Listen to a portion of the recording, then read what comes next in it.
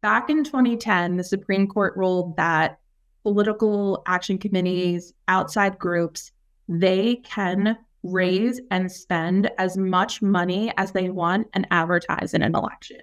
So one thing to note, they are not eligible for LUR. So they obviously want to advertise during those windows and get that recency as voters are going out and heading to the ballots, but they can advertise and will advertise throughout the course of the year. I know one of the things that we talked about, Subi, was Pennsylvania and their Senate race. Back in 2016, I'm still traumatized.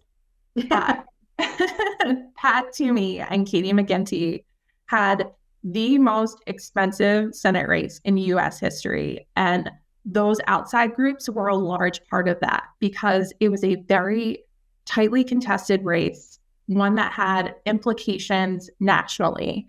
So these groups were funneling money in left and right, and they essentially were on air from prior to the primaries all the way up to the general election.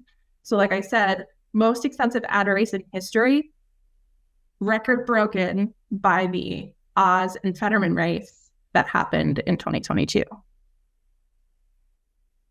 So on that, I want to share this other slide that you had shared with me. And the reason is just to continue the issue concept, to rephrase. It's not just about the candidates.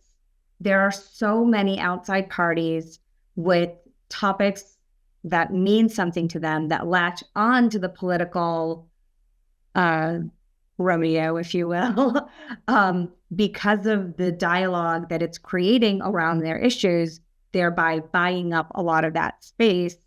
And there's definitely, there's a comment, you can certainly go elsewhere. We're going to talk about strategies to navigate the space, but it's also about how you stand out and strategies there, but also understanding the general makeup of it. And I love this purple map that you shared with me, so I'm going to pull that up real quick. Can you guys see that?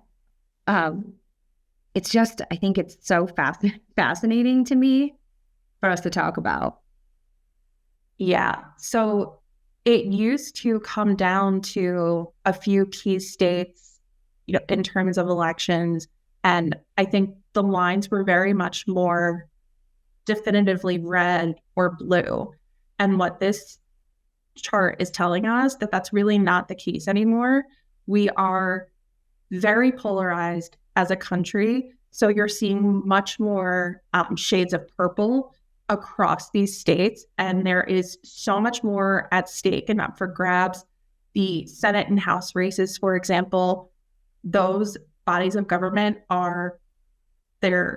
the splits are so minuscule that these races across the country are so important. So that's where these political action groups and other outside groups come into play, because even though they might not have, I don't want to say a vested interest, because they do in a certain state, they might not be from a certain state, the state implications might not have an impact on them. Nationally, these races have implications on the things they want to see. So they funnel money where they think the races are most important.